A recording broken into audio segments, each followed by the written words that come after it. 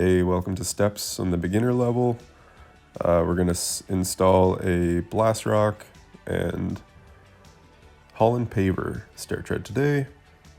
There's our measurements from the previous video. Just a nice standard Holland paver, and that's what we're going to achieve with a nice little flush LED undermount light there. So we are starting with our basic string line layout from before, and I'm just going to tweak my base prep and hand tamp it, making sure the base is really nice and solid for that first step to land on.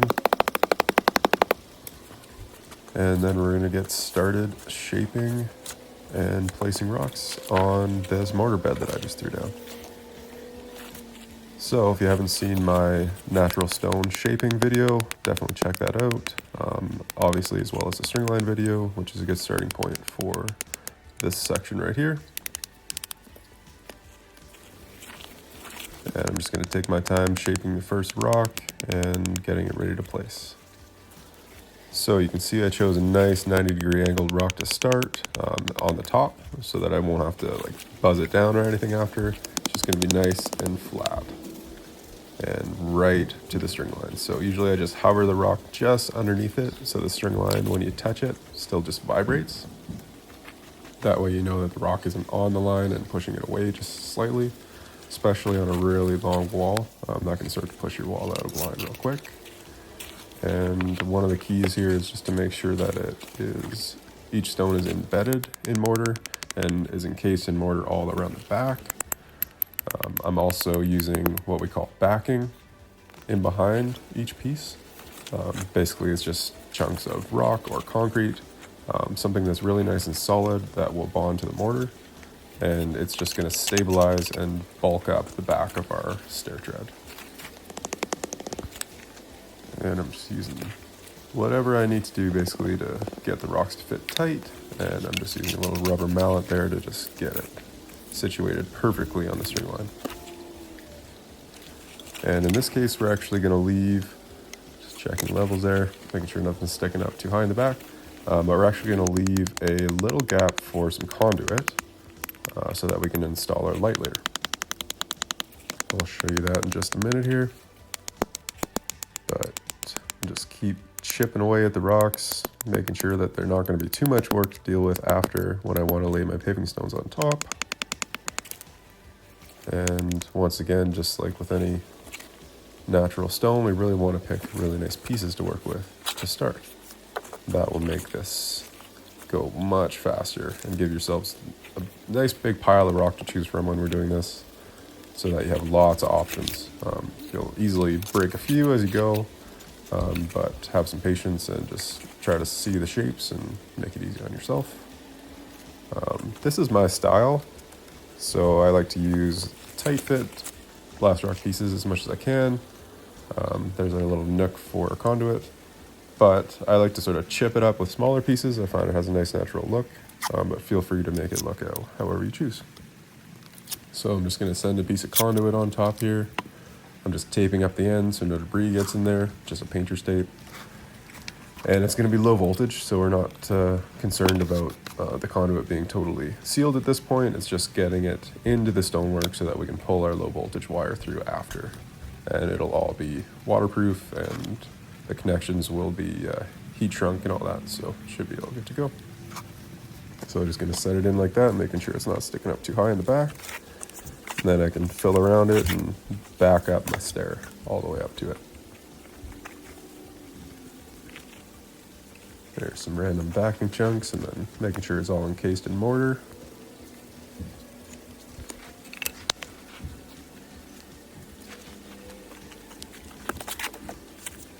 Then I'm just going to top it up close to height and get ready to put kind of a nice final flat layer of mortar on top that we can easily bond our pavers to. So always just checking the heights and levels. And then I'm just going to do a little mini kind of screed on top here. Just making sure it's a really nice flat surface I can bond my paver to after. Another way to do this is to actually do like a wet set paver, but I'm going to build both my steps first, so I'm just going to let this harden up and then bond my pavers to it after using a thin set mortar. But just getting it nice and flat, and you want that conduit to just be recessed back a tiny bit so you can put a little chip in there after and hide it. And now on to the second step. So I'm just sort of double checking my base prep in behind, making sure it's all going to be really nice and solid. And I can basically build it up to the height of just underneath the existing mortar there.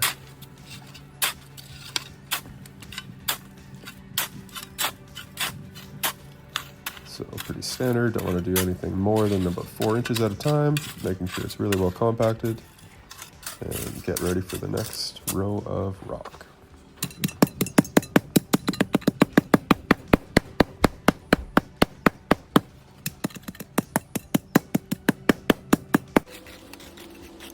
And here we go, let's put the next row down.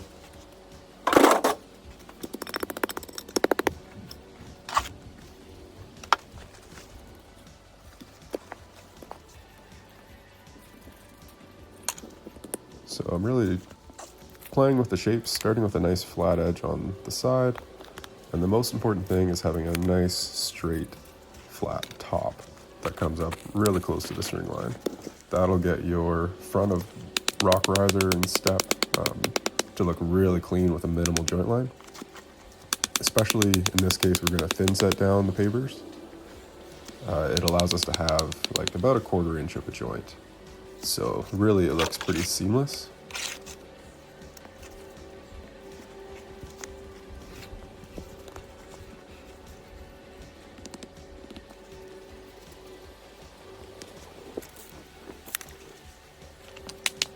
I'm always double checking that the face of the rock is going to work with the tread below it. So I have my predetermined tread depth with just the way that the pavers work out. So I'm always just double checking that it's going to be really close to that so that there's not a big gap in between the flat paver and the natural face of the stone. So just working my way through these rocks, trying to fit them nicely together. And we'll get this step finished off in no time. So the rebar was kind of in the way, I'm just popping it out. And I'm just going to tweak the rest of it, just using a level to get the top line really nice and straight. Just have to do all these little fine adjustments and tuning as we go just to get it as perfect as possible before I lock it all in with mortar.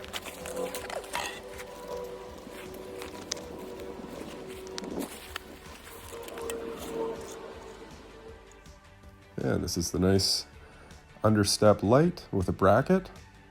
So the bracket slides in there, and the actual light is removable on the face of it if you ever need to replace it, but it's LED, so it should last a long time, all waterproofed.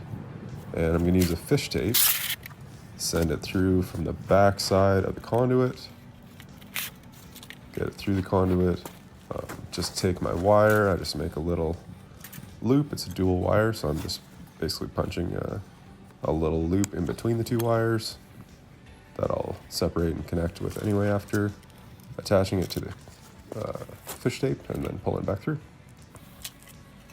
If you're going through a longer conduit, you might have to do a connection here, so just be aware that the size of your connections might sort of be a pain to get through the conduit, so you might want to just up the size of the conduit depending on what you're going to use for connectors. Definitely recommend just like a stake on or like a wire connector and heat shrink tubing on top of that. So this is just one way to go about this. I'm using a thin set mortar, so pretty standard like tile mortar. It's called Ultraflex LFT, and I'm just going to spread it out on the surface here just to show you a test section of what it should look like. I'm using a 1/4 inch notch trowel, just getting it as flat as I can. Just sort of squishing in the bracket there in between the layers. And I'm gonna just do a scratch coat on the back of my pavers, set them down, tap and adjust. And just make sure that I have a nice, slightly sloped paving stone surface coming down. So on a bigger stair, you could set up like a board or something to work to. That'll keep the pavers nice and straight before they set up. You just need to play with your consistency of mortar as well, so that it's not going to squish around too much and they won't move around on you and sort of float around. Kind of just have to play with that consistency there.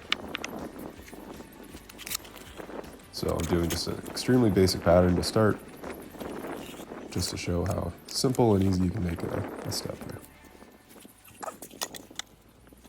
So I'm just checking, leveling, tweaking it all, but if you did a really nice job on the mortar underneath before, it should be pretty straightforward. That 1/4 inch should just translate and your slope should be just fine. So from here I'm just going to clean it up and do some final tweaking. And that's a basic step.